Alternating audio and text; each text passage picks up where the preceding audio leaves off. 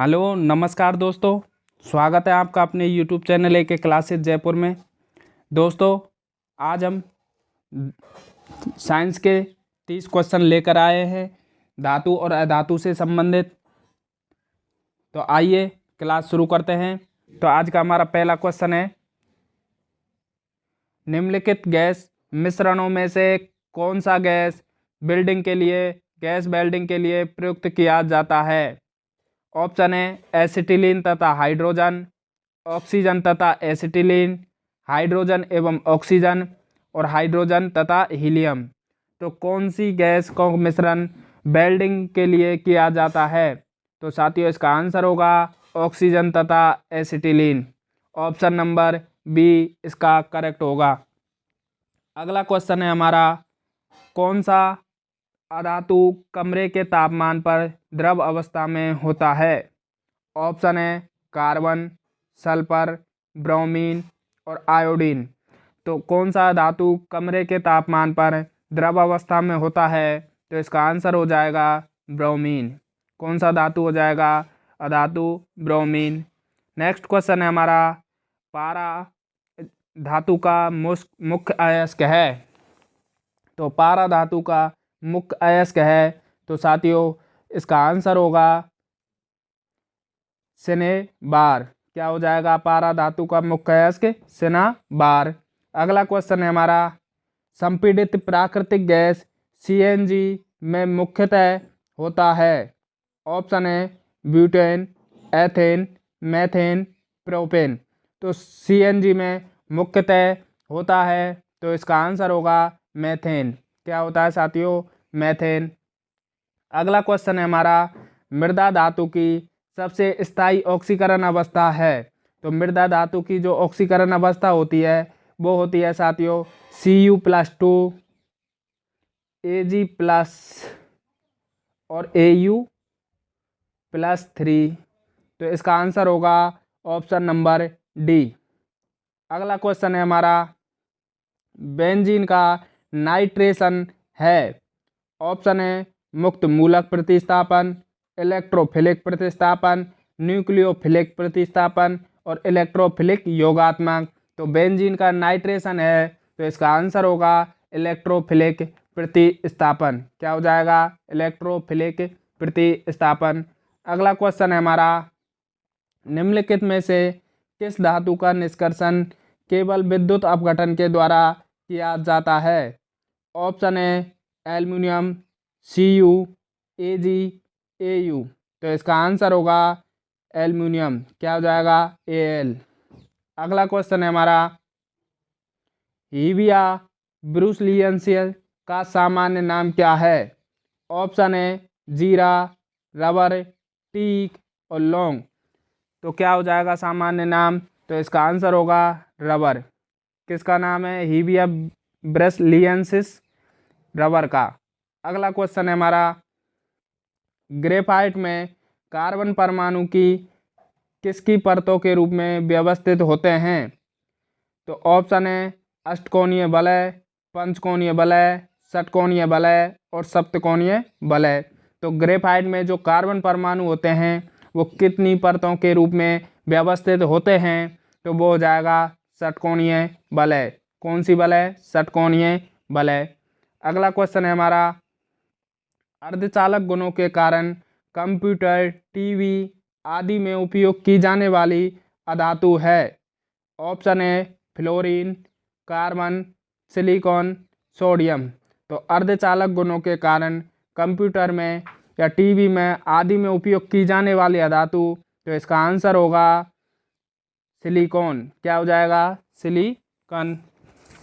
अगला क्वेश्चन है साथियों हमारा, एक धातु जो एक नाभिकीय कार्बोनिल नहीं बनाती है, तो क्या हो जाएगा? कौन सी धातु है? तो वो हो जाएगा कोबाल्ट। क्या हो जाएगा? CO, cobalt. अगला क्वेश्चन है, निम्न में कौन सी लोहे अयस्क की किस्म है? ऑप्शन है एंथ्रेसाइट, गैलेना, बिटुमेंस और हेमेटाइट। तो साथियों एंथ्रेसाइट, गैलेना और बिटुमेंस ये कोयले की है और ये लोहे अयस्क किसकी हो जाएगी? हेमेटाइट। अगला क्वेश्चन है, ग्रेफाइट में विभिन्न परतें एक साथ आयोजित रहती हैं, तो किस बंध द्वारा आयोजित होती हैं? तो ये हो जाएगा दुर्बल वान डर वाल्स बल। किसके द्वारा? दुर्बल वान डर वाल्स बल के द्वारा। अगला क्वेश्चन है हमारा, असत्य कथन को छांटिए। ऑप्शन है ग्रेफाइट में विस्थानीकृत इलेक्ट्रॉन होते हैं, तो ये बिल्कुल सही हो जाएगा। ग्रेफाइट को एक स्नेह के रूप में प्रयुक्त किया जा सकता है, तो ये भी बिल्कुल सही है साथियों। अगला कथन है ग्रेफाइट विद्युत प्रवाहित नहीं होता, तो साथियों ग्रेफाइट में विद्युत का प्रभाव होता है, विद्युत प्रभावित होती है।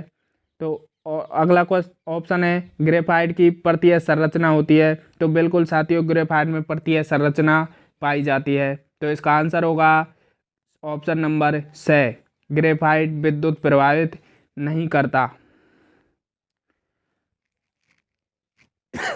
अगला क्वेश्चन है साथियों हमारा, प्रकृति में निम्न में से कौन सी धातु मुक्त अवस्था में मिलती है? ऑप्शन है लोहा, सोना, पीतल और तांबा। तो कौन सी धातु मुक्त अवस्था में पाई जाती है? तो वो हो जाएगा सोना। क्या हो जाएगा साथियों? सोना। नेक्स्ट क्वेश्चन है हमारा, डायमंड है, तो डायमंड क्या है?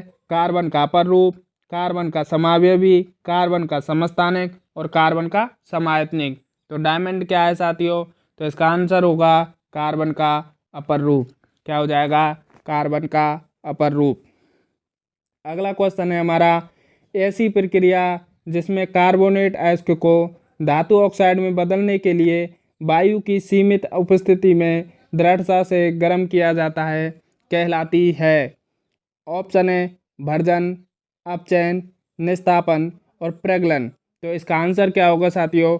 निस्तापन। क्या हो जाएगा? निस्तापन। अगला क्वेश्चन है, निम्नलिखित में से कौन सा अधातु अधात्विक गुण प्रदर्शित करता है? तो कौन सा अधात्विक गुण प्रदर्शित करता है? तो इनमें से एमओ, एल्युमिनियम, बेरियम, ग्रे एस10। तो क्या हो जाएगा साथियों? Grey 10 SN।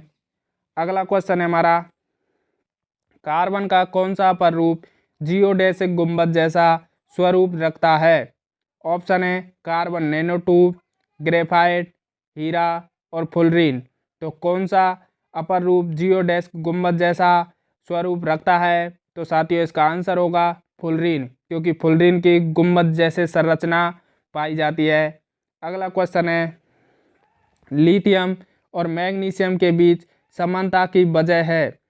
ऑप्शन है उनके हाइड्रोक्साइडों की अघुलनशीलता, समान आयनिक विभव, उच्च विद्युत धनात्मक प्रकृति, उनके आयन के आवेश में समानता। तो लिथियम और मैग्नीशियम के बीच समानता की वजह है, तो इसका आंसर होगा समान आयनिक विभव। क्या हो जाएगा? समान आयनिक विभव। अगला क्वेश्चन है हमारा, प्लास्टर ऑफ पेरिस का सूत्र है? तो प्लास्टर ऑफ पेरिस का सूत्र क्या होगा साथियों? Calcium sulphate dot half H2O। क्या हो जाएगा? Calcium sulphate dot half H2O। अगला क्वेश्चन है हमारा, निम्नलिखित में से कौन सा प्राकृतिक बहुलक नहीं है? ऑप्शन है रेयन, सेल्यूलोज, RNA, स्टार्च। तो कौन सा प्राकृतिक बहुलक नहीं है? तो इसका आंसर हो जाएगा रेयन। क्या हो जाएगा? रेयन।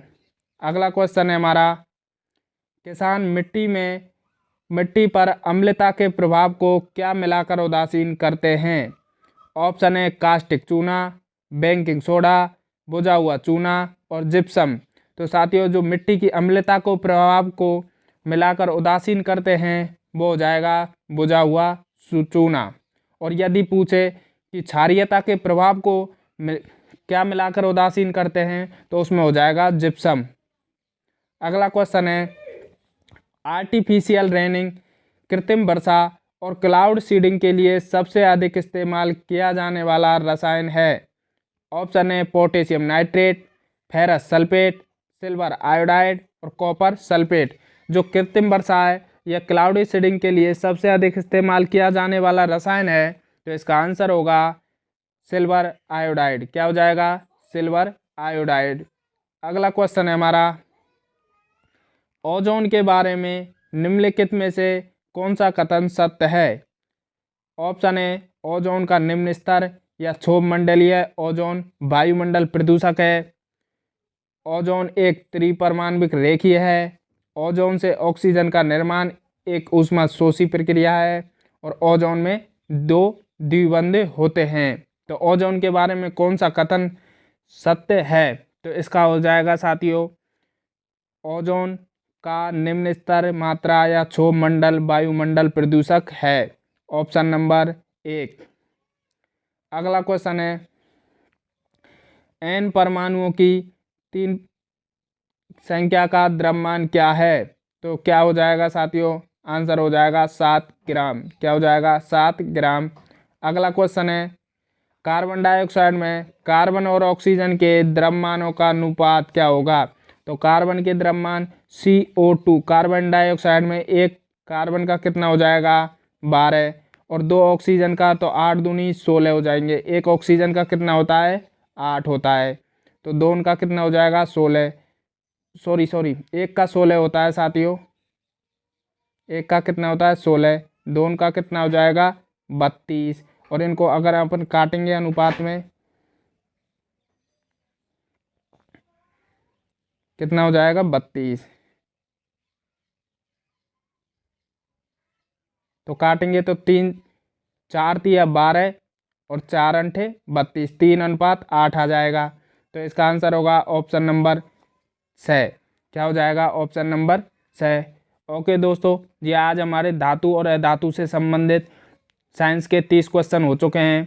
तो साथियों, वीडियो अच्छी लगी हो तो वीडियो को लाइक करना और चैनल पर नए हो तो चैनल को सब्सक्राइब कर लेना।